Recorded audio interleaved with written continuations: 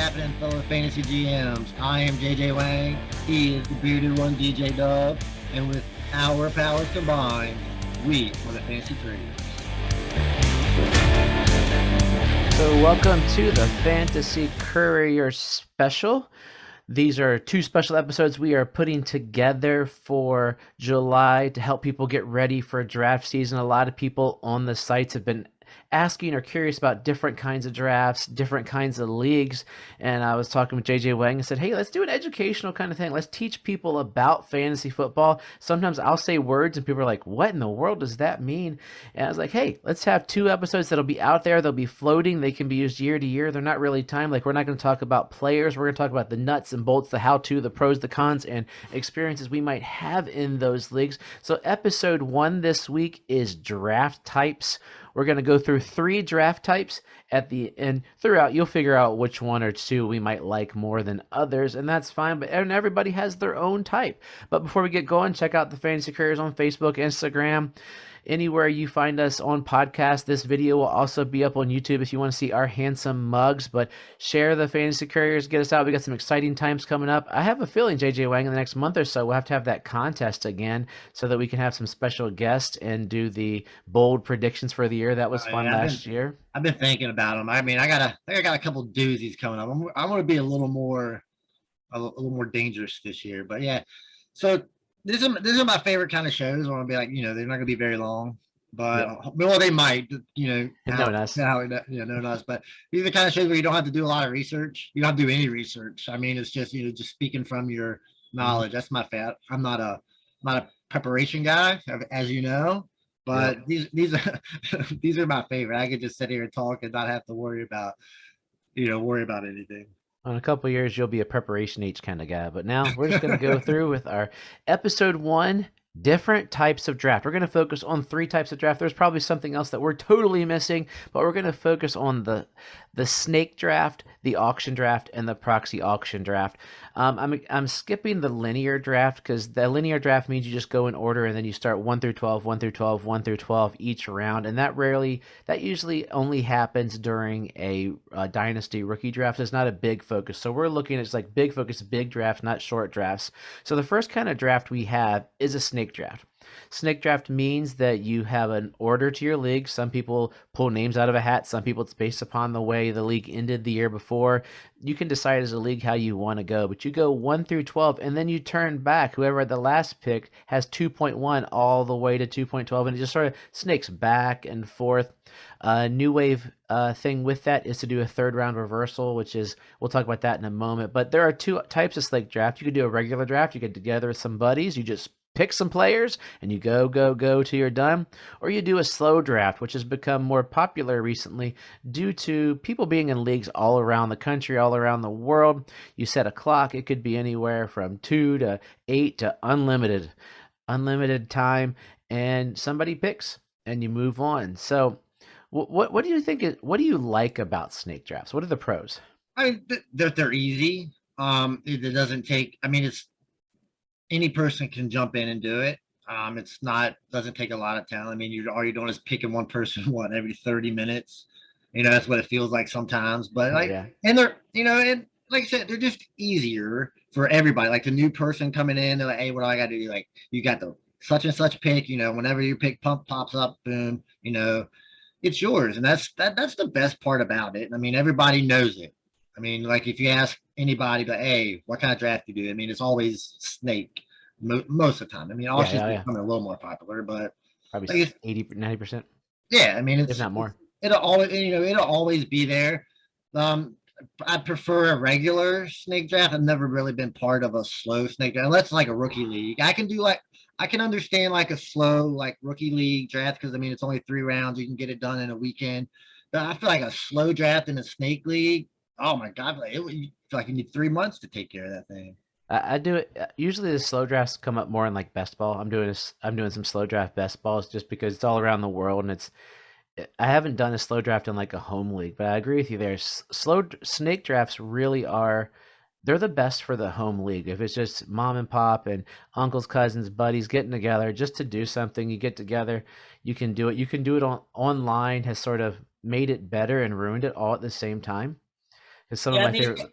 like the only way it kind of ruined it is the camaraderie of getting everybody together, right? Yeah. Like Yep. everything else about it is great. It's Mhm. convenient.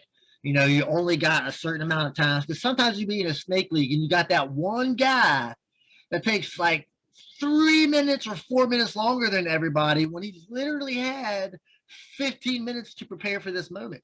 Like, I'm not a fan of that guy.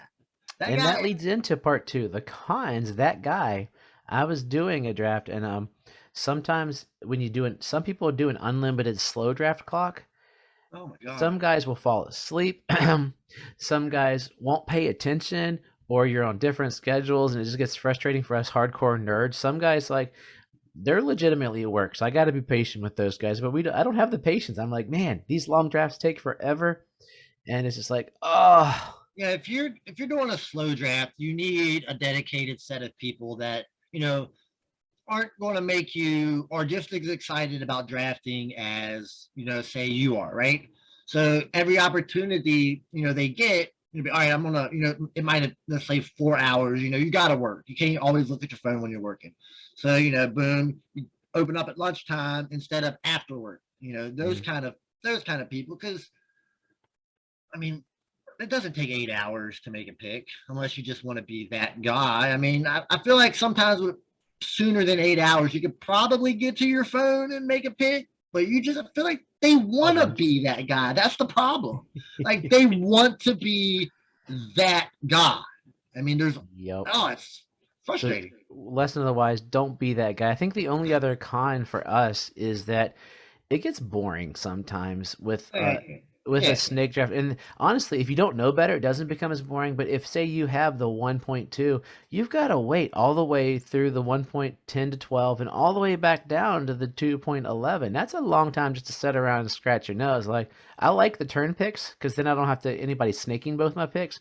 But I also hate them because I'm sitting there forever. And what I mean by turn for everybody is the first or last pick of a draft means you get double picks. So you'd have 12 and 1 or 1 and 12 and so forth throughout the draft. That's what a turn pick would be. But I mean, it is fun when you don't know who's being picked, right? You don't know who's coming before you, and I think that's the fun part, like getting snaked, or that getting sniped. I think that's fun. It's like the anticipation of who's being picked, or it's kind of like the real NFL draft. You don't know Yeah. what's coming, and then you get some random dude pulling a third CD rounder, Lamb at like the 17th pick. yeah, like in the first round or something. It's crazy. You're like, oh, nice. That kind of helps me. Or you're expecting this guy to fall. You're like, all right, he'll be there at 12, but some jack, I was about to say, but some dude, takes him at 5. You're like, dude, come on, what are you doing? He's not the fifth pick in the draft.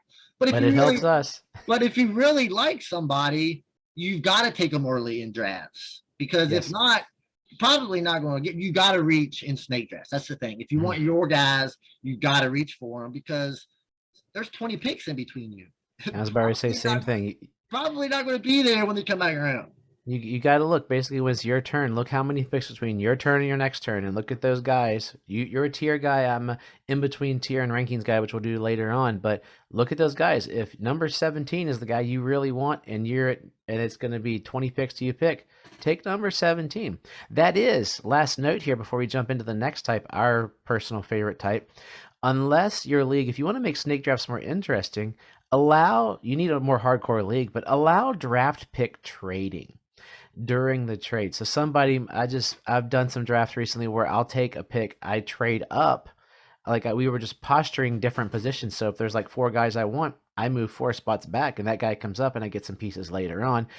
And that's the way to keep people more involved throughout it. But that you can't do that with like your family league. You just Yeah, I keep mean doing that's snake and just have conversations between and have fun and joke and bust each other's chops while you're doing it and have some good food yeah, and yeah. At that point, you got to have a slow. If you involve picks, you got to have a slow draft because it or slow even. takes more than 2 minutes to make a deal.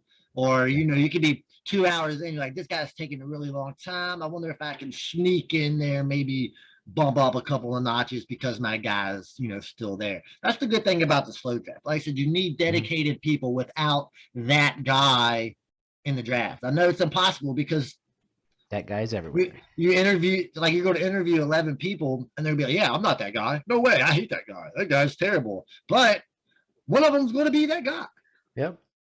Oh yeah, been there. So let's move on. So that was the snake draft. Basically, you go from beginning to end, 1 through 12, 12 through 1, and back and forth till you're done. The last part, the last note there that I forgot I mentioned earlier is there is something called a third round reversal. It's one of the popular new trends in fantasy football, with the idea being if you have the 1.1, you're going to get a really good player. And then you have the 2.12, you're going to have two pretty good players. So some leagues, I've never done it, and I don't believe you have either. What they'll do is after the second round, they go all the way to the end of the line. So the guy that had the 12th pick then gets the 3.1, and then you snake all the way to the end. And it seems to apparently statistically balance. You go 1 through 12, 12 through 1, and then in the third round, it starts with the guy who had the last pick. And apparently, statistically, it came down years ago with the LaDainian Tomlinson dominance. Like he would just be so good, and then the guy that got the next guy was still so good, and then he got a double pick there of two good players. It sort of balanced it out. But I mean, if you sit and ask, let's say you ask 100 people, where they prefer to draft, I feel like 50 of them are going to say early, and 50 of them are going to say late. So I mean, like the third round reversal, it doesn't make much sense. I mean, it makes sense. Don't get me wrong, but unless you're slated for slated draft picks, maybe. So would you rather have the 1-1 and the 2-12, or the the 1-12 and the 2-01? So I mean, it kind of averages out. I mean, you're going to get two really because listen, if you're in a 12-man league, by the time 2-12 rolls around, you're like, man, this draft sucks already, right? Last year that could have been Jonathan Taylor and Cooper Kupp. Something like not those. It also could have been Christian McCaffrey or yes, any Saquon Bar or any of those other guys. So I think the third round reversal is fine. I mean, if I enter a league and they say, hey, it's a third round reversal, I'm like, okay, whatever. It's not going to change my view or anything. But I think maybe everybody's into statistics these days, but I think it's kind of averages out. Yeah, so I've never done it, never had it need, but we also don't do a lot of redraft because we discovered the auction draft, the greatest single. So we do have a bias here, the greatest single kind of draft ever created. We started a couple years. We come to my house. Basically, it is legitimately like a straight up auction. What we do here for us is we get 10 to 12 guys. We sit in a room. The first guy names a guy, and then I literally just auction off like, hey, who wants the best $1, $2, $3? We go all the way till someone spends it, and we usually do a $200 budget, correct? Yeah, $200 budget. You can vary. It doesn't matter the budget. It all balances out. Some people you can do a $10,000 budget if you want. I mean, it depends on how much money you enjoy dropping. Like, I want to drop $5,000, or I want to drop $5 on this guy. I mean, just depends on your budget, I guess, your price budget. Where are you at? Like, how high of a roller are you? Yeah, and in a standard league, you're looking about $50-$60 for like the top players. And there's different strategies. You decide how you go. I usually end up falling in the middle. Like I'll get all the bargain bin guys or guys in the middle. I end up and you got to also budget so you're not like me who ends up with money left over. So there's two kinds of that draft as well. You could do a regular draft, get a bunch of guys, gals, friends together. You just sit in the room and you just draft it, or you could do a slow draft, which I've never done. It just seems like it would take forever. Where you're online and it looks like a snake draft, but instead of picking guys, someone might nominate Christian McCaffrey, and everyone just goes through on there, and they say it's not really a slow draft per se, but you could do the auction without being in person. It's Sleeper offers it right now, where it's just one person at a time. So when you slow draft, as far as auction online, it would be kind of like a one player at a time, and kind of boring. I don't know if it'd be boring, but yeah, it's not necessarily slow per se. Like the next thing we're going to talk about, it's more like a 2-minute cap on it, right? Yeah. If it's online, and just you got 2 minutes to draft this guy. So I mean, it would take just as long as a typical. Well, not because some people pick a little earlier, but I mean, it's still manageable. I'm not sure how it would work. I'd like to maybe try one. I've mocked it before, but not too much better. Yeah, I mean, it'd be all right. It's mocked. But yeah, it's not regular. Pros. Yeah, the in-person auction league that we do, I mean, that's probably one of my favorites just because of the action involved. I mean, it's not like a snake draft where just one person at a time, nobody's really talking. You get 6 or 7 people going in on one guy, and he should only cost 20, but next thing you know, he costs 45 because look, I want this guy. I mean, that's how it is. If you want a guy, I mean, you can always, if you're willing to pay for him, you can get him. Yeah. And totally. And then with that, you don't have to, you can throw out any guy you want to. That's one of the cool things about it. Like, some years, there's a strategy to who you throw out. You might be like, hey, you know what? I want nothing to do with X player, but I know everybody else does. I'm going to toss that dude out there, and somebody's going to spend all of their money. Their big old wad of cash is going to dwindle down because they're bidding on some dude. I did that years ago with Ryan Matthews was a guy I despised. I didn't want him because he snake bit me one year, and people still bid on him. So I would throw him out there, and he ended up going for way too much money because he was never spectacular.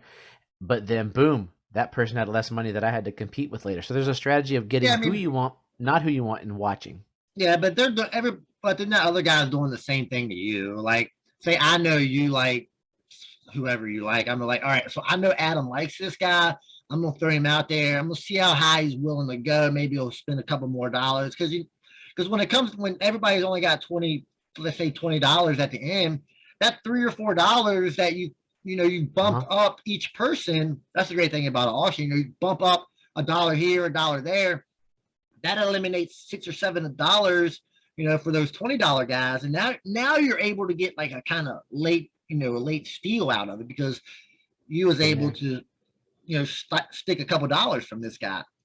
And secret also to any of these drafts is know your league. If you know someone like me as a knucklehead that's a Dolphins fan, you'll be able to sneak a little bit of Jalen Waddle, Tyreek Hill too is in there that I might pay a little more. Luckily, I've gotten smarter. I still do some dumb plays for him, but it's gotten better over the years. But know your league. Like I know I pulled off a trade recently with a friend of mine who I knew was a Colts fan. And I used that to get Drake London and some trades and whatnot through. But know your league, how you go play, and you decide how you play the game. That's the cool thing about it. You can be like, I'm gonna go big and sit and wait for the dollar deals. The only another thing just to remember as a commissioner of an auction league is make sure when you set it up that you set it up to have that everybody has to fill a roster. Like you got X amount of spaces. One year when I was learning how to do the league, I was like, hey, just buy. And some guy, he bought like 12 players and left the rest of his roster empty, but he spent a lot on those players. So make sure that you have to spend every role. So and if anybody's interested, you can email us at thefantasycouriers@gmail.com and I can send you a blank auction form that my friend created that keeps track of your auction money. It's already coded that you just type in people, and that's what we use every year. I just delete it and change the names. I can send that to you. So just hit me up and we got it. What are the cons to the auction draft, JJ Way? Uh, I haven't really found one. I mean, I mean, they're just I like, just thought of one actually. I mean, I don't know. I mean, I really haven't really thought of one. I mean, other than the fact that, you can get outbid or somebody's willing to spend a little more, but man, that's not really a con. That's just makes it more fun. It's just aggravates you a little more, but that's part of the whole fun. I think they're the best. I don't think there's really any negatives. What's yours? The only negative I thought of is you got to get the guys together. So it's a matter of getting everybody on the same day. That's why I have my auction draft same day every year. I send it out, and if we get last year we had the first rollover, but it's a matter of just getting humans together on the same day. But That's that's the I challenge. mean that's hard in general. I mean getting If it's a 12 live people, in-person draft, yeah. yeah, getting 12 people together.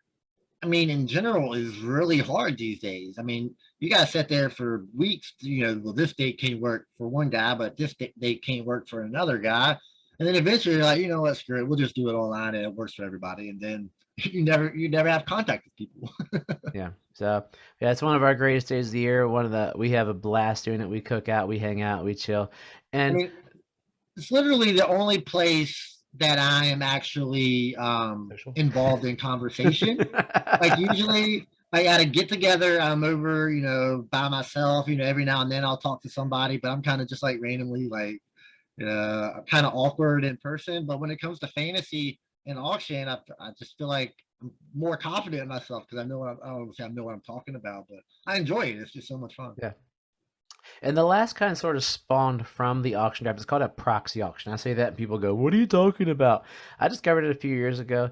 It's basically like if you go to a silent bid auction somewhere. It's that online. It's a slow draft. So what happens is you have a board with X amount of players. We usually have two players per person. They get nominated. And say I have We'll go with an old school guy, LaDainian Tomlinson on there, and I bid $65. The bid sets at $1, and then people bid me up. If someone goes over my bid, we usually do an 8-hour clock. You can do a 4 or 6. If someone goes over my bid, they become the new high bidder, and the clock resets.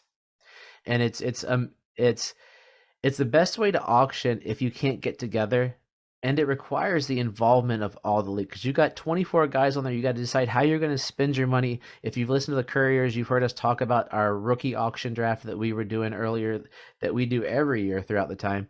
But it's a very involved, but it takes the auction and it makes it able to do online with multiple people, but with a silent, like a local, fire hall silent bid kind of auction idea. Yeah, I mean these are fantastic. I mean, I love these things too. But again, you got to make sure you got, because we did a draft earlier where not everybody was involved, right? Yeah. And it was kind of boring because there was $300 or $400 not getting pushed in. I mean, that kind of like skews the value of players because you got 2 or 3 guys with their $300 not putting into the pot, which kind of makes it frustrating. But the other one that we're the Bourbon Bowl, I mean, everybody's super involved. I mean, it's great. But a funny story about about the bidding. So we was doing an 8-hour clock in the startup of the Dynasty Diamonds, right? The startup. I was, at that point we were big Terry McLaurin fans. I really wanted Terry McLaurin on my team. So we had an 8-hour clock. Pop him on in. They pop him on in the morning, Terry McLaurin. I'm like, all right, I'll just wait till later, get back, and get him. So 8 hours, I'm going and doing my refereeing my soccer, blah blah blah. Come back 8 hours later. There's like 7.5 hours later, like 30 minutes on the clock, right? And Terry McLaurin's at like $65. So I was like, all right, I want Terry McLaurin.